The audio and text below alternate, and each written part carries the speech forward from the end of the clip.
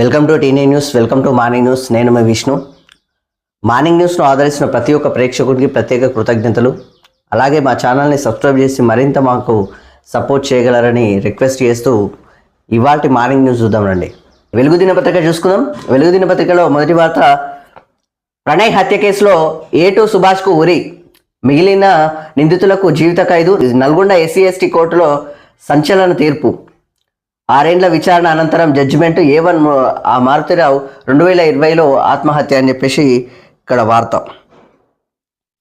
ప్రణయ్ హత్య కేసులో Nalgonda SC/ST court సంచలన తీర్పు ఇచ్చింది. A2 సుభాష్ శర్మకు ఉరిశిక్ష విధించింది. మిగిలిన నిందితులకు యావజ్జీవ కారాగార శిక్ష వేసింది.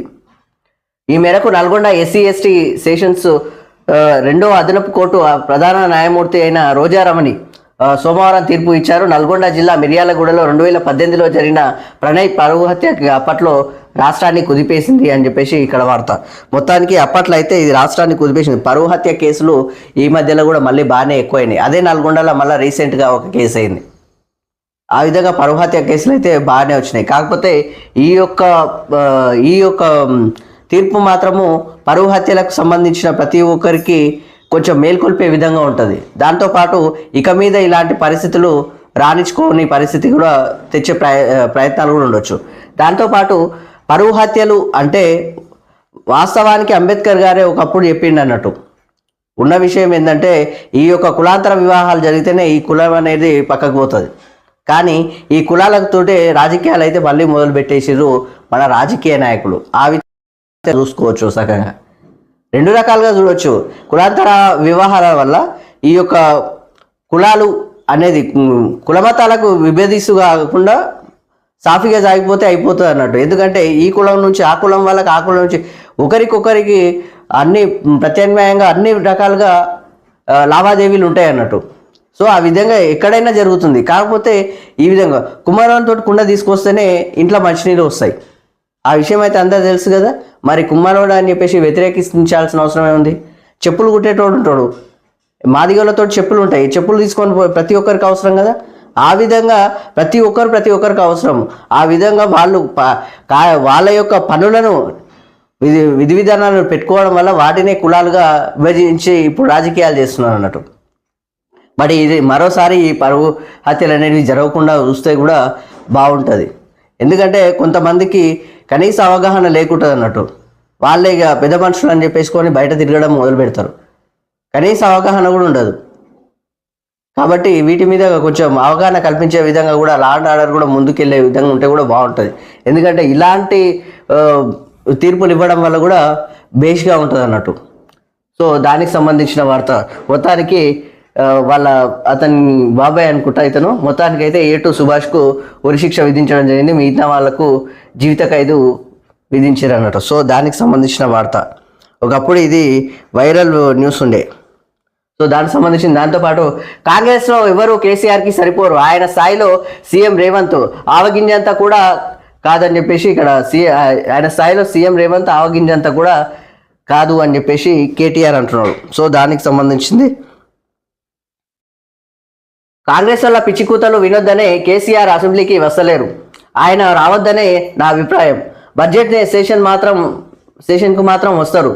ఢిల్లీలో రేవంత్ మాట చెల్తలేదు, తన వాళ్లకు పదవులు దక్కుతలేవు అని చెప్పేసి. దాంతోపాటు కాంగ్రెస్లో బీజేపీ కోవట్లు ఉన్నారన్న రాహుల్ కామెంట్లో రేవంత్ను ఉద్దేశించే. రేవంత్ చుట్టూ 4 రియల్ ఎస్టేట్ బ్రోకర్లు చేరారు, వేల కోట్ల కుంభకోణానికి తెరతీశారని చెప్పేసి ఆరోపణ చేస్తున్నారు. సో మొత్తానికి కేటీఆర్ కాంగ్రెస్ను ఉద్దేశించి మాట్లాడుతున్న పరిస్థితి. కాంగ్రెస్ వల్ల పిచ్చి మాటలు వినొద్దనే కేసీఆర్ అసెంబ్లీకి వస్తలేరని చెప్పేసి కేటీఆర్ అంటున్నాడు. ఒకటి చెప్పడం ఏంటంటే ప్రధాన ప్రతిపక్ష హోదాలో బీఆర్ఎస్ పార్టీ ఉంది. దాంతోపాటు ప్రధాన ప్రతిపక్ష నేతగా ఆ యొక్క ఎల్పీ నేతగా కేసీఆర్ సారే ఉన్నాడు. బట్ కేసీఆర్ సార్ ఖచ్చితంగా అసెంబ్లీకి రావాలి. ఎందుకంటే మీరు ఒక విషయం అంటున్నారు, వీళ్ళ పిచ్చి కూతురు అంటే అసెంబ్లీలో మాట్లాడితే, బయటకి రేవంత్ రెడ్డి మాట్లాడుతున్న విషయం అయితే అందరు తెలిసిందే. మాటలు మాత్రం కొంచెం ర్యాష్గానే మాట్లాడుతున్నారు. ఎందుకు అప్పుడు మాట్లాడుతున్నారు ఇప్పుడు మాట్లాడుతున్నారు. చట్టసభల్లో ఉండేవాళ్ళు, మీరు ఆదర్శంగా ఉన్నవాళ్ళు, తండ్రి స్థానంలో ఉన్నవాళ్ళు మీరు ఆ మాటలు మాట్లాడితే అంతగా ఇబ్బంది అయిపోతుంది. కాబట్టి అసెంబ్లీలో ఆ మాటలు అయితే రేవంత్ రెడ్డి కొంచెం హద్దుల్లోనే మాట్లాడుతున్నాడు, బయట మాట్లాడుతున్నాడు, అసెంబ్లీలో మాత్రం కాదు. ఇంకో విషయం ఏంటంటే అసెంబ్లీలో మీరు ఆ ప్రభుత్వాన్ని ఎండగట్టే విషయంలో కూడా మీరు కీలక పాత్ర పోషించాల్సిన అవసరం ఉంటుంది. కాబట్టి కేసీఆర్ సార్ వస్తే వాటి విలువ వేరే ఉంటుంది. ఇంకా మీరు ఒక మాట అన్నారు, కాంగ్రెస్ ఇప్పుడు ఆయన స్థాయిలో సీఎం రేవంత్ రెడ్డి ఆవగించంతే సరిపోరు, కాంగ్రెస్లో ఎవరు కేసీఆర్కి సరిపోరు. కాంగ్రెస్లో అని కాదు, తెలంగాణ రాష్ట్రంలో కూడా ఆయన స్థాయి వేరే ఉంటుంది. కేసీఆర్ స్థాయి వేరే ఉన్నప్పుడు ఆ స్థాయిని దిగజార్చుకోకుండా అదే విధంగా కొనసాగించాలంటారు. ఆయన ఒకసారి వచ్చి నిలదీయడం మొదలు పెడితే రాష్ట్రం మళ్ళీ ఒకసారి ఊపు అందుకుంటుంది. కాబట్టి ఖచ్చితంగా ఆయన అసెంబ్లీకి రావాలి, మాట్లాడాలి. ఎందుకంటే ఇప్పుడు చిన్న చిన్న వాళ్ళు కూడా మాట్లాడే తరహాలు వచ్చినాయి ఇప్పుడు. ఎందుకంటే కేసీఆర్ అసెంబ్లీకే రాడు, గిదేం నాయకత్వం అయ్యా, గిదేం పద్ధతి అయ్యా అని చెప్పేసి అంటారు. ఆయన నాయకత్వం, ఆయన ఒక పద్ధతి, తెలంగాణ రాష్ట్రం సంపాదించిన దానిలో కీలక పాత్ర ఆయనదే.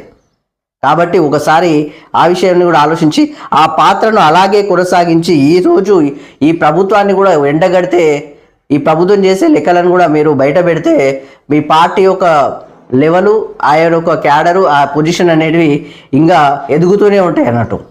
సో ఆ విధంగా కేసీఆర్ సార్ బయటికి వచ్చి ఖచ్చితంగా మాట్లాడాలి. కాంగ్రెస్లోకి ఆయన రావద్దని నా అభిప్రాయం అనేది ఇది కరెక్ట్ కాదు. కేసీఆర్ వేరు, కేటీఆర్ వేరు. కేసీఆర్ స్థాయికి కేటీఆర్ ఎప్పటికీ వెళ్ళాడు, ఇది మాత్రం కీలకం. కేసీఆర్ స్థాయికి కేటీఆరే కాదు, హరీష్ రావు సార్ కూడా వెళ్ళాడు. కాబట్టి ఖచ్చితంగా ఆయన స్థాయిని మెయింటైన్ చేస్తూ ఆయన లెవెల్ని ఇంకా పెంచుకునే విధంగా ఆల్రెడీ దిగజార్చారు. మీ వల్లనే పార్టీ మొత్తం సగం కూలిపోయిన పరిస్థితి ఏర్పడ్డది, ప్రభుత్వాన్ని తీసేసిన పరిస్థితి అన్నట్టు. అంటే గవర్నమెంట్ కోల్పోయింది కంప్లీట్గా. కాబట్టి ఇప్పుడు ప్రధాన ప్రతిపక్షంగా ఉండి ఇప్పుడు కొట్లాడితే నెక్స్ట్ మళ్ళీ గవర్నమెంట్ బీఆర్ఎస్ పార్టీదే ఉంటుంది. ఎందుకంటే ప్రభుత్వం చేసే పనులను ఎండగట్టే విధంగా ప్రధాన ప్రతిపక్ష నేతగా ఈ యొక్క కేసీఆర్ మాట్లాడితే బాగుంటుంది. బట్ ఇక్కడ రేవంత్ రెడ్డి కూడా అదే మాట్లాడుతున్నాడు. విపక్షాలు అంటున్నాయి, ప్రధాన ఈ యొక్క రాజకీయంగా ఆయన రావాలని చెప్పేసి ప్రతి ఒక్కరు అదే కోరుకుంటున్నారు. కాబట్టి నేనైతే మనస్ఫూర్తిగా కోరుకుంటున్నది, ఈ ప్రభుత్వాన్ని ఎండగట్టాలంటే కేసీఆర్ బయటికి రావాలి. ఖచ్చితంగా కేసీఆర్ వచ్చి మాట్లాడితేనే వాళ్ళ అవకతవకలు తెలుస్తాయి, మీ అవకతవకలు తెలుస్తాయి. మీడియా ముందు ఎంత మాట్లాడడం కాదు, చట్టసభల్లో మాట్లాడడం వల్ల వాటి విలువలు అనేది భేష్గా ఉంటాయి. కాబట్టి ఖచ్చితంగా రావాలని చెప్పేసి నేనైతే కోరుకుంటున్నా. కేటీఆర్ మాటలను అయితే ఈ యొక్క ఆయన రావద్దని నేను ఉద్దేశించిన ఇవన్నీ మాత్రం కరెక్ట్ కాదు, ఎప్పటికీ కరెక్ట్ కాదు. ఇంకో విషయం ఏంటంటే రేవంత్ రెడ్డి ఆడ అధికార పక్షంలో ఉండి సీఎం హోదాలో ఉండి ఆడ కూర్చుంటే నేను ఓర్వలేకపోతున్నా అని చెప్పేసి ఇవన్నీ మళ్ళీ కరెక్ట్ కాదు. ఒక చంద్రబాబు సారు, ఒక వైఎస్ఆర్ సారు, ఒక ఎన్టీఆర్ గారు అలాంటి గొప్ప గొప్ప వాళ్ళని చూసిన లెక్కలు ఇవి. బట్ అధికార పక్షం ప్రతిపక్షం బరాబర్గా ఉండి కొట్లాడి మాట్లాడి ఈ యొక్క రాష్ట్రాన్ని అభివృద్ధి చేసే కారణంలో తీసుకెళ్లేదే అప్పటి ఆ నాయకత్వాలు చూపించిన. ఇప్పుడు ఈ నాయకత్వాలు ఈ యొక్క సత్సంబంధాలను ఉద్దేశించి కాకుండా ఏమంటారు వ్యక్తిగత భావదూషణ జరిగే పరిస్థితులు కూడా జరుగుతున్నాయి. బట్ అదొక్కటి పక్కన పెట్టేసి ఈ విధంగా రాష్ట్రాన్ని డెవలప్ చేసేది విధంగా తీసుకెళ్తే కూడా బాగుంటుంది. కాబట్టి కేసీఆర్ ఖచ్చితంగా బయటికి రావాలి. సో దానికి సంబంధించిన వార్త. దాంతోపాటు కేంద్ర నిధులపై చర్చకు సిద్ధమా అని చెప్పేసి మన రేవంత్ రెడ్డి అంటున్నాడు. కేంద్ర మంత్రి కిషన్ రెడ్డికి సీఎం రేవంత్ రెడ్డి సవాల్. రాష్ట్రం నుంచి కేంద్రానికి ఎంత చెల్లిందో, ఎంత వచ్చిందో లెక్క తీద్దాం. రాష్ట్రం గుజరాత్కు బుల్లెట్ ట్రైన్, మరి తెలంగాణకు ఏది? RRR సౌత్కి నిధులు ఏమైనాయి? రాష్ట్ర ప్రయోజనాల కోసం ఢిల్లీకి 99 సార్లు అయినా పోతా, నిధులు ఇవ్వకుంటే అక్కడ ఆమరణ దీక్షకైనా రెడీ. శవాలు లేస్తే కేసీఆర్, కేటీఆర్, హరీష్కు పైశాచిక ఆనందం. ప్రభుత్వం నుంచి జీతాలు తీసుకుంటూ ఫామ్ హౌస్లో ఉండుడే కేసీఆర్ స్టేచరా అని చెప్పేసి అడుగుతున్నాడు. కేటీఆర్ ఓ పిచ్చోడు, ఆయన గురించి మాట్లాడడం అనవసరం. బీజేపీ నేత లెక్క మందకృష్ణ మాదిగా మాట్లాడితే ఊరుకోం. ఎప్పుడో జరిగిన పరీక్షలకు ఇప్పుడు ఫలితాలు వస్తుంటే పాలనడం ఏమిటి అని చెప్పేసి కులగణనతోనే అన్ని పార్టీలకు బీసీలకు ఎమ్మెల్సీ ఇచ్చామని వ్యాఖ్య అని చెప్పేసి ఇక్కడ వార్త. మొత్తానికైతే బాగానే మాట్లాడినరు. దాంతోపాటు ఇక్కడ పైన చూడవచ్చు మరో వార్త కొనసాగి, కేటీఆర్ ఓ చెల్లని రూపాయి అని చెప్పేసి కేసీఆర్ మాజీ సీఎం, నేను ప్రస్తుత సీఎంను, పైగా ఆయన రాష్ట్రానికి ఆయన పార్టీకి రాష్ట్ర అధ్యక్షుడు. నేను రాష్ట్ర అధ్యక్షుడు ఏంది, డైరెక్ట్ జాతీయ అధ్యక్షుడుగా ఆయనని ఓ రకంగా చెప్పాలంటే. దాంతోపాటు నేను పిసిసి అధ్యక్షుడిగా పనిచేశాను. ఆయన విమర్శించడానికి ఇంకేం స్థాయి కావాలి? వారిది ఏం స్టేచర్? డ్రగ్స్ పార్టీలో దొరకడమా, లేదంటే ఫామ్ హౌస్లో కూర్చొని మందు తాగే వాళ్ళ స్టేచరా? మందు తాగడమే స్టేచర్ అని చెప్పేసి కేటీఆర్ ఓ పిచ్చోడు ఏదేదో వాగుతాడు. ఆయన చెల్లని రూపాయి కేటీఆర్ గురించి మాట్లాడడం అనవసరం అని చెప్పేసి సీఎం రేవంత్ రెడ్డి అంటున్నాడు. సో మాట్లాడరు మాత్రం బాగానే మాట్లాడారు, కానీ ఈ మాట వ్యక్తిగతంగా ఉద్దేశించి మాట్లాడే మాటలు కాకుండా అసెంబ్లీకి రావాలి అనే మాటలు మాత్రము దీన్ని వేదిక మీదకి తీసుకురావచ్చు, చూపించవచ్చు అన్నట్టు. ఖచ్చితంగా అసెంబ్లీకి వచ్చి మాట్లాడి ఎండగట్టాలండి. ఈ ప్రభుత్వం గురించి మాట్లాడాలి, వాళ్ళు చేసిన పనుల గురించి కూడా. ఆ యొక్క గత గవర్నమెంట్ చేసిన విధి విధానాలని బేస్గా చూపించుకోవడానికి కూడా ఆస్కారం ఉంటుంది. అప్పుడు మేము ఇది చేసినాం, ఇప్పుడు మీరేం చేస్తున్నారు అన్నట్టుగా. ఎందుకంటే ప్రజల్లో ఏం జరుగుతుందనే విషయం ప్రజలకు అందరూ చూస్తున్నారు, ప్రజలు చూస్తున్నారు కాబట్టి కరెక్ట్గా క్లారిటీ తెలిసిపోతుంది అన్నట్టు. దాంతోపాటు ఇక్కడ కిషన్ రెడ్డిని ఉద్దేశించి మాట్లాడుతున్నాడు. ఇక్కడ బీజేపీ పార్టీ మాటలు మాత్రం ఒకటే మాటలు, ఎంతసేపు పార్టీల కోసం పనిచేయకండి, తెలంగాణ రాష్ట్రం కోసం పనిచేయండి, తెలంగాణ ప్రజల కోసం పనిచేయండి. ఎంతసేపు ఇండియా పాకిస్తాన్ అని చెప్పేసి, హిందూ ముస్లింలు అని చెప్పేసి విభేదిస్తూ మాట్లాడడం కన్నా హిందువులు ముస్లింలు అందరు కలిసి ఓట్లేస్తేనే మీరు ఇక్కడ ఆ చట్టసభల్లో కూర్చుంటున్నారు. అక్కడ దాంతోపాటు ఈ యొక్క హిందువులు ముస్లింలు తెలంగాణ ప్రజలు అందరూ కలిస్తే, అన్ని మతాల వాళ్ళు ఉన్నది లౌకికత్వ దేశం అన్నది కాబట్టి అందరూ కలిసి జీతాలు ఇస్తున్నారు కాబట్టి అందరికీ ఆ జీతం తీసుకున్నందుకు సమన్యాయం చేయాలి. అంతేగాని డైవర్షన్ పాలిటిక్స్ చేసినట్టుగా హిందూ ముస్లింలు అని చెప్పేసి అనడం, దాంతోపాటు పార్టీ కోసం పనిచేయడం బంద్ చేయండి.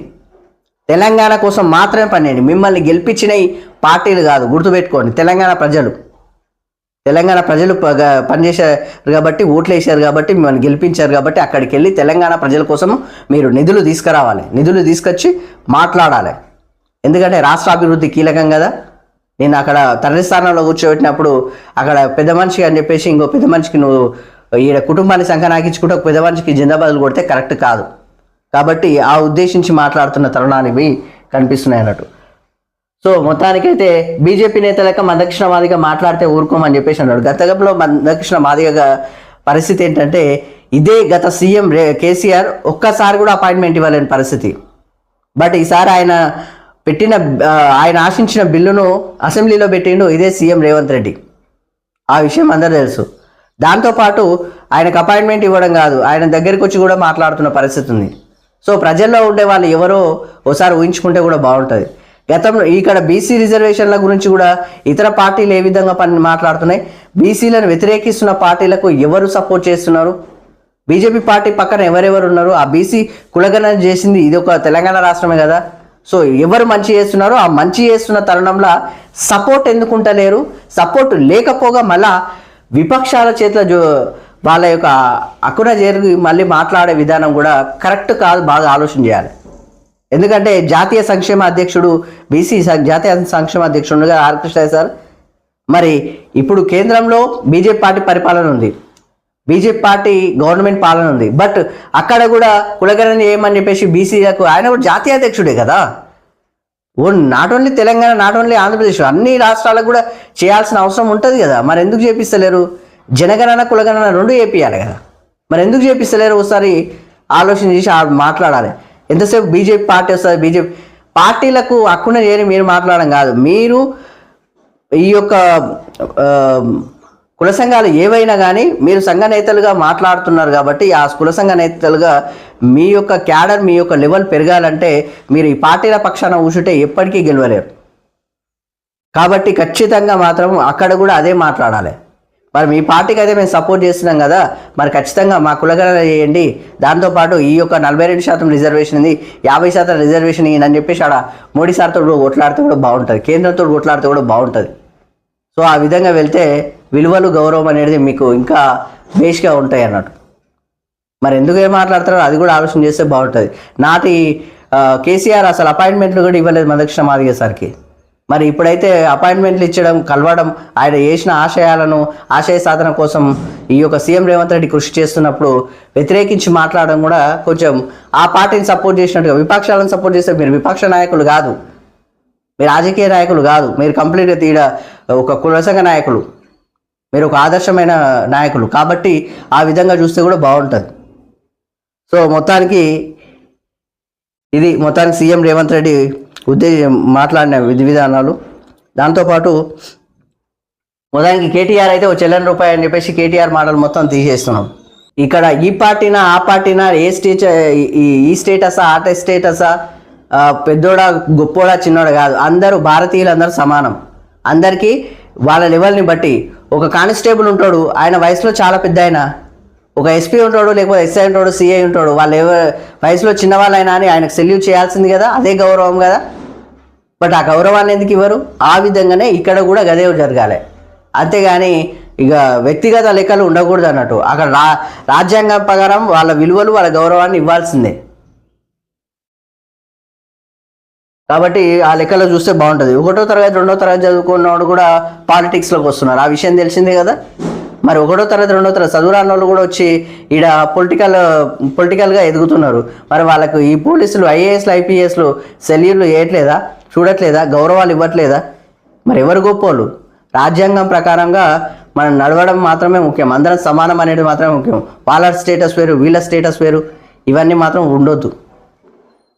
దాంతోపాటు 16న భూమి మీదకి సునీతా విలియమ్స్ అని చెప్పేసి ఇక్కడ ఇంటర్నేషనల్ స్పేస్ సెంటర్లో చిక్కుకుపోయిన నాసా ఆస్ట్రోనాట్లు సునీతా విలియమ్స్, బారీ విల్మోర్ను ఈ నెల 16న భూమి మీదకు తీసుకొస్తామని నాసా ప్రకటించింది.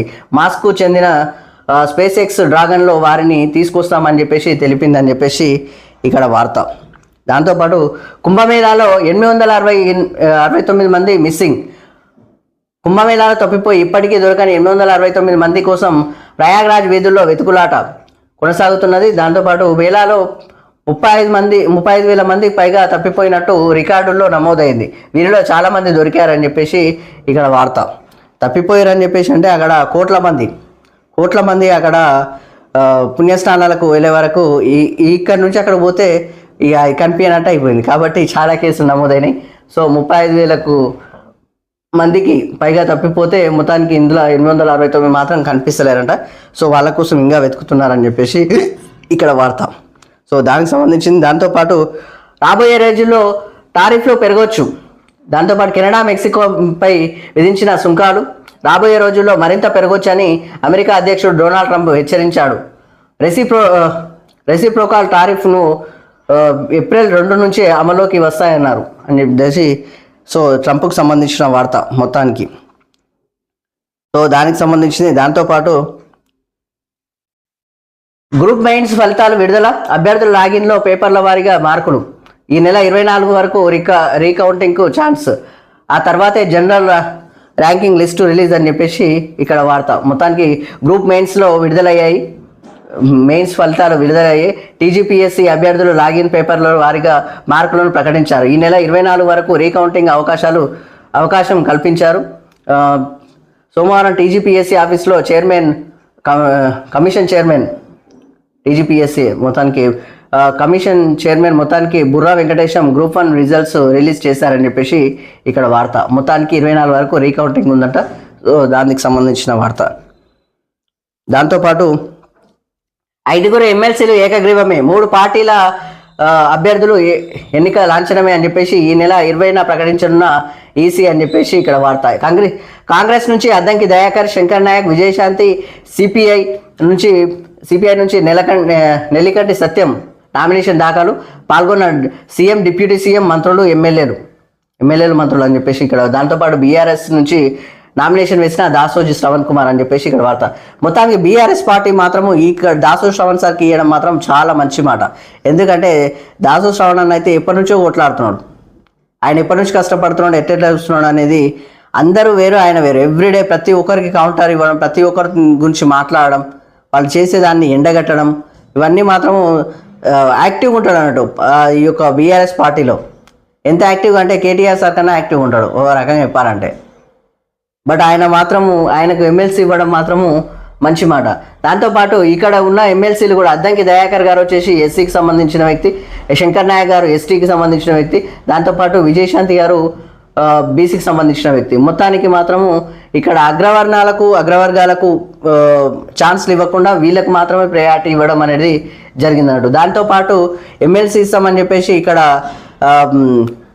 అంటే ఈ యొక్క సిపిఎం పార్టీ ఉంది కదా, ఈ సిపిఐ పార్టీ ఉంది కదా, సో వాళ్ళకు కూడా నెల్లికంటి సత్యం గారికి ఇవ్వడం జరిగింది. సో ఆ విధంగా వాళ్ళు కూడా నామినేషన్లు దాఖలు చేయడం జరిగింది అన్నట్టు. బనకచర్ల విస్తరణ రోజుకు 18 టీఎంసీలు మళ్లించుకునేలా ఏపీ ప్లాన్ అని చెప్పేసి ఇక్కడ వార్త. బనకచర్ల హెడ్ రెగ్యులేటర్ విస్తరణకు 2005లోనే 305 జీవో, బీజీ లింకు పేరుతో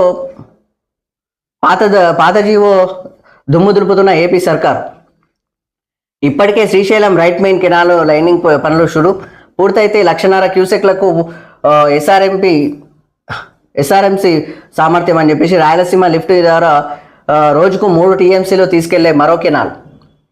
దాంతోపాటు పోలవరం నుంచి వచ్చే 2 టీఎంసీల కెనాల్కు కూడా బనకచెర్ల లింకు. ఒకసారి డిస్ట్రిబ్యూటరీ వ్యవస్థ ఆయకట్టు రెడీ అయితే ఏపీ ఆపడం కష్టమే అంటున్న ఇరిగేషన్ ఎక్స్పర్ట్స్ అని చెప్పేసి ఇక్కడ వార్త. మొత్తానికి ఇక ఏపీని అడ్డుకునే పరిస్థితి అయితే కొంచెం తక్కువ అవుతున్నట్టుగా కనిపిస్తుందని చెప్పేసి ఎక్స్పర్ట్స్ చెప్తున్నారు. ఆ విధంగా కాకుండా ఈ యొక్క తెలంగాణ సర్కార్ ప్రత్యేక ఫోకస్ పెట్టేసి కొంచెం కోట్లాడితే కూడా బాగుంటుంది. ఎందుకంటే మన నీళ్ళు, మన నిధులు, మన నియామకాలు, సో మన నీళ్లు పోతున్నాయి, ఫస్ట్ లెక్కలే పోతున్నాయి. సో దీని మీద ఖచ్చితంగా ఇప్పటి వరకు చాలాసార్లు చెప్పినాం మేము. సో ఆ విధంగా కూడా తెలంగాణ సర్కారు ప్రత్యేక ఫోకస్ పెడితే కూడా బాగుంటుంది. సో దాంతోపాటు డిఎంకే లీడర్లు అనాగరికులు అని చెప్పేసి ఇక్కడ పార్లమెంట్లో లొల్లి జరిగింది. సో దానికి సంబంధించింది. లోక్సభలో కేంద్ర మంత్రి ధర్మేంద్ర ప్రధాన్ కామెంట్స్. మంత్రి వ్యాఖ్యలపై తీవ్రంగా మండిపడ్డ డిఎంకే ఎంపీలు. ఎన్ఈపిపై చర్చ సందర్భంగా బీజేపీ డిఎంకే మాటల యుద్ధం.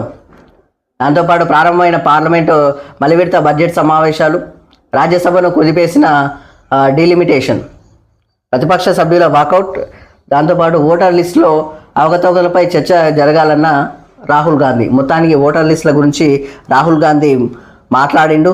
సో దాని అవకతవకల గురించి మాట్లాడాలని చెప్పేసి ఖర్గే గారు సార్ కూడా అన్నారు. సో దానికి సంబంధించిన వార్త. 2 పిల్లలకు ఉరి. మొత్తానికి 2 పిల్లలకు ఉరి వేసి దంపతుల ఆత్మహత్య అని చెప్పేసి వేర్వేరు రూమ్స్లో ఉరేసుకొని భార్యాభర్తల బలవన్మరణం, ఆర్థిక ఇబ్బందులతోనే చనిపోయినట్టు సూసైడ్ నోట్ అని చెప్పేసి హైదరాబాద్లో ఘోరం అని చెప్పేసి ఇక్కడ వార్త.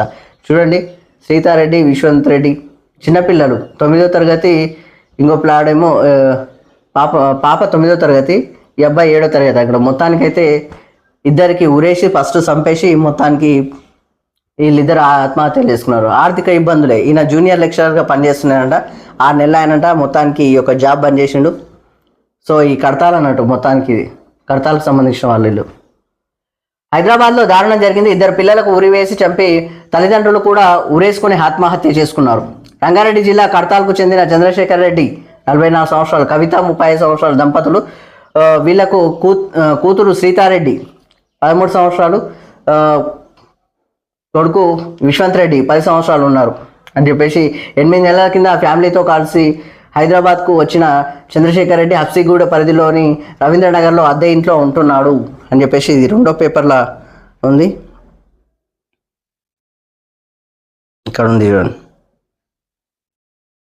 ఆయన బిడ్డ సీతారెడ్డి 9వ తరగతి, కొడుకు విశ్వంత్ రెడ్డి 5వ తరగతి చదువుతున్నారు. ఓ ప్రైవేటు కాలేజీలో జూనియర్ లెక్చరర్గా పనిచేస్తున్న చంద్రశేఖర్ రెడ్డి 6 నెలల కింద జాబ్ మానేశాడు. అప్పటి నుంచి ఖాళీగా ఉండడంతో ఆర్థిక ఇబ్బందులు చుట్టుముట్టాయి. దీంతో భార్యాభర్తలు ఇద్దరూ కలిసి సోమవారం రాత్రి పిల్లలకు ఉరివేసి చంపారు. ఆ తర్వాత వేర్వేరు రూమ్స్లో చంద్రశేఖర్, కవిత ఉరేసుకొని ఆత్మహత్య చేసుకున్నారు. కొద్దిసేపటి తర్వాత గమనించిన స్థానికులు పోలీసులకు సమాచారం ఇచ్చారు.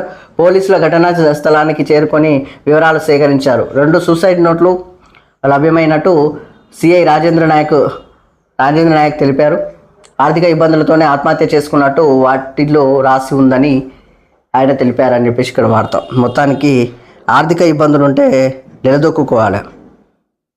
పని చేయకపోయే వరకల్లా మొత్తానికి ఇబ్బందులు ఎక్కడైనా కామన్గా వస్తాయి. పాపం 2 చిన్న పిల్లలను చంపేసారు.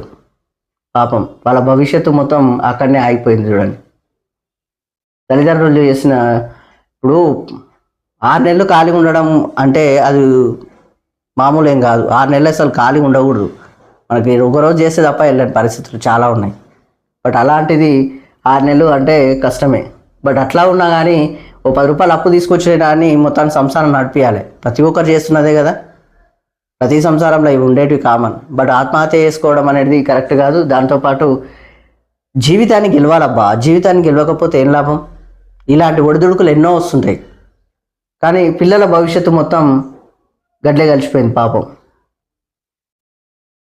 సో దీనికి సంబంధించిన వార్త.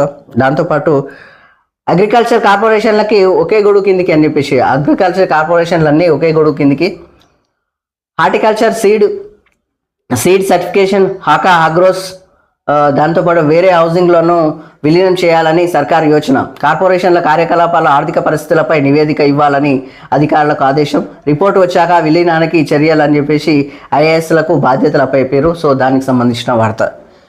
సో దాంతోపాటు రేపటి నుంచి అసెంబ్లీ అని చెప్పేసి తొలి రోజు ఉభయ సభలను ఉద్దేశించి గవర్నర్ స్పీచ్. 14న హాలిడే, హోలీ పండుగ ఉంది కదా, హోలీ హాలిడే. 17న లేదా 19న బడ్జెట్ అని చెప్పేసి క్వశ్చన్ మార్క్. అంటే ఇక చూడాలి అన్నట్టు, అది జరుగుతా లేదన్నట్టు. సో దాంతోపాటు సభ ముందుకు రానున్న 42% బీసీ రిజర్వేషన్ల బిల్లులు, దాంతోపాటు ఎస్సీ వర్గీకరణ బిల్లు అని చెప్పేసి వార్త. మొత్తానికి అసెంబ్లీ సమావేశాలు స్టార్ట్ అయిపోతున్నాయి, బడ్జెట్ సమావేశాలు కూడా స్టార్ట్ అవుతాయి అన్నట్టు. సో దానికి సంబంధించిన వార్తలు. మొత్తానికి ఇది వెలుగు దినపత్రిక. ఓకే, ఆంధ్రప్రభ దినపత్రిక చూసుకుందాం.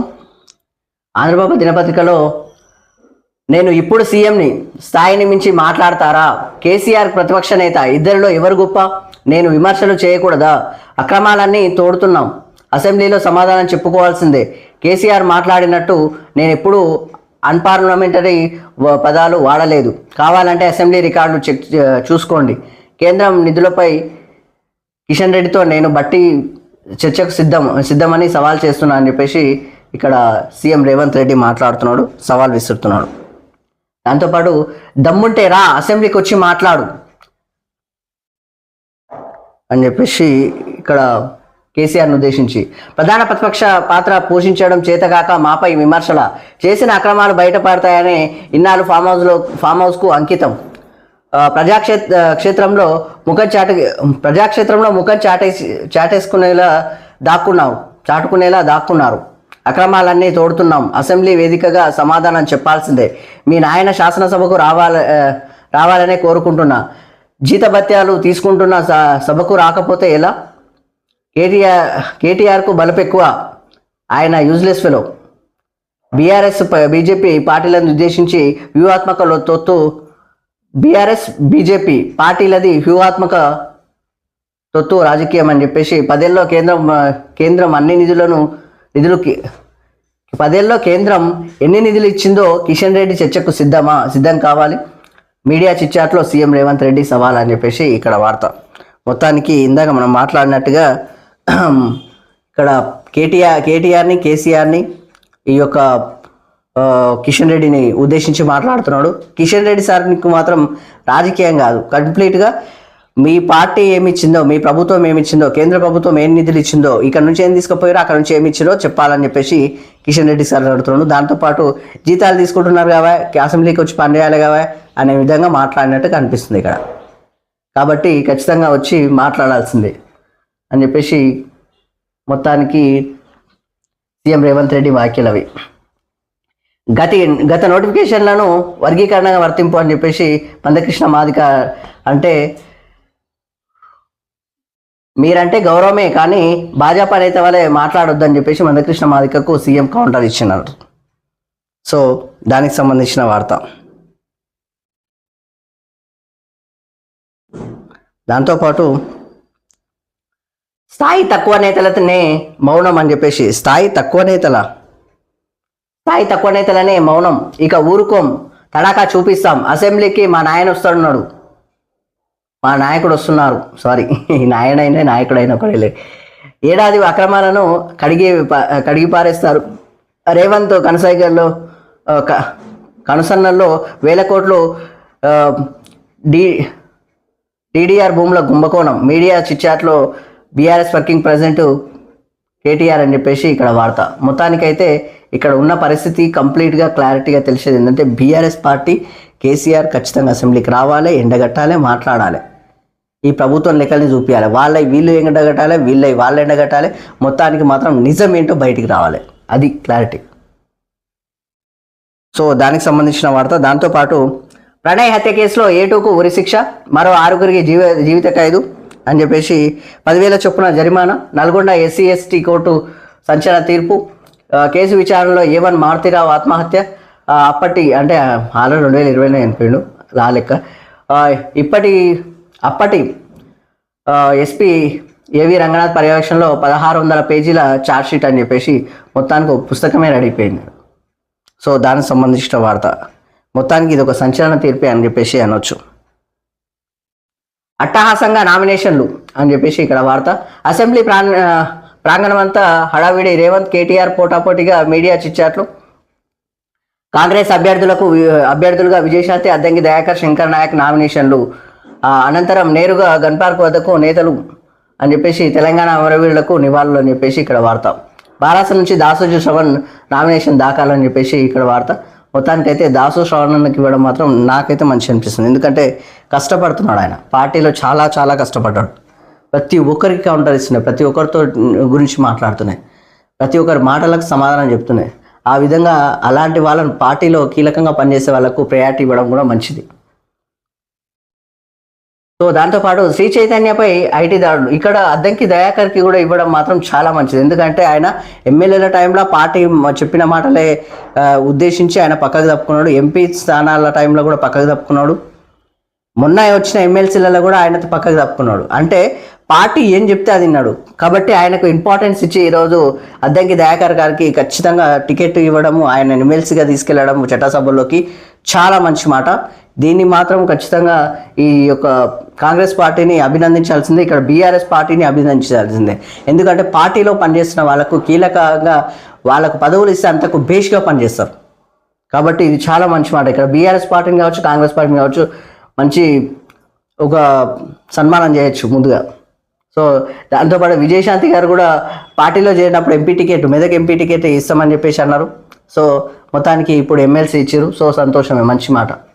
శంకర్ నాయక్ వచ్చేసి ఆయన కూడా కష్టపడి బాగానే పనిచేస్తాడు. దాంతోపాటు ఆయన ఈ యొక్క కమ్యూనిటీకి సంబంధించి కాబట్టి ఈ యొక్క అగ్రవర్ణాలకు ఇవ్వకుండా SC, ST, BCలకు ఇచ్చినట్టుగా బాగుంది ఇది.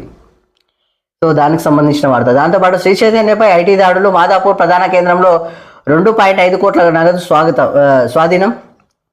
5 ప్రాంతాల్లో ఏకకాలంలో సోదాలు. కీలక పత్రాలు సీజ్. నగదు రూపంలో ఫీజుల వసూలపై ఆరా. తనిఖీలో వెలుగు చూసిన సాఫ్ట్వేర్ మాయాజాలం అని చెప్పేసి ఇక్కడ వార్త.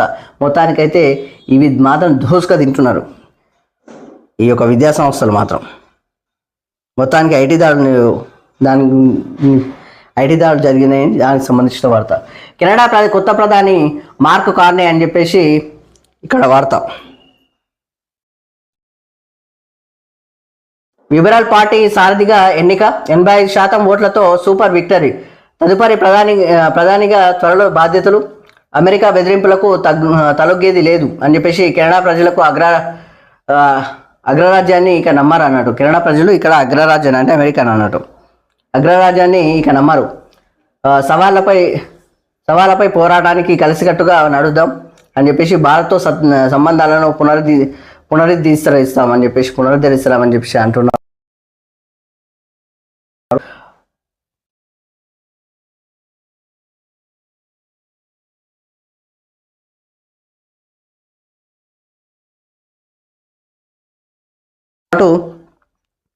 కేసీఆర్ సహాయంలో సంపద, రేవంత్ పాలనలో రుణాలే అని చెప్పేసి 50 లక్షల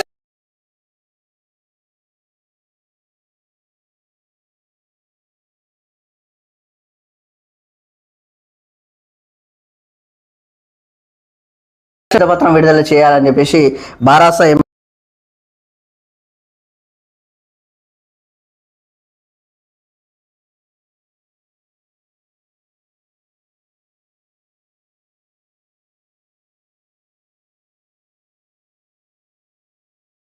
ఇక్కడ. దాంతోపాటు గత సంవత్సరం 55,000 కోట్ల అప్పు తీసుకొచ్చిందని చెప్పేసి అక్కడ వాళ్ళు చెప్పారు. అదేవిధంగా ఇప్పుడు 1,50,000 కోట్లు అని చెప్పేసి ఉంటుంది. అసలు అప్పు ఎంత ఉంది అనేది విషయం మాత్రం ఖచ్చితంగా ఒక శ్వేతపత్రం మాత్రం రిలీజ్ చేయాలి. అప్పు మొత్తం ఎంత ఉంది అనేది క్లారిటీగా శ్వేతపత్రం రిలీజ్ చేస్తే వాళ్ళు మాట్లాడేది కరెక్టా, వీళ్ళు మాట్లాడేది కరెక్టా ఏందనేది క్లారిటీ తెలుస్తుంది. సో మొత్తానికి చేస్తే బడ్జెట్ అయితే లేదు. దాంతోపాటు ఈ యొక్క ఉద్యోగస్తులు ఉన్నారు కదా, రిటైర్డ్ ఉద్యోగులు, వాళ్ళు అయితే చాలా ఇబ్బంది పడుతున్నారు. సో వాళ్ళకు కూడా సెట్ చేయాలి, మొత్తానికి సెటిల్మెంట్ చేసి పెట్టాలి. ఆ లెక్క లేకపోతే చాలా కష్టమవుతుంది.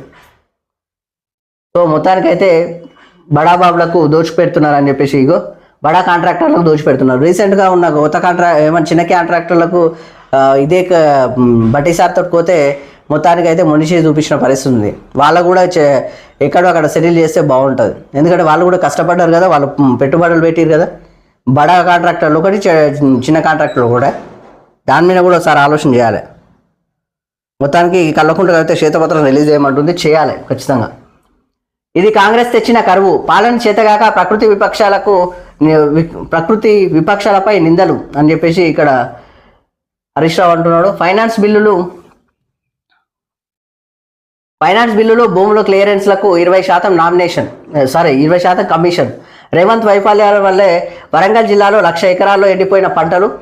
దేవాదుల ఫెస్ట్ ద్వారా సాగునీళ్ళు అందించాలి. ఏపీ నీళ్లు దోచిస్తుంటే అడ్డుకొని రేవంత్ మీడియా సమావేశంలో భారత నేత హరీష్ రావు అంటున్నాడు.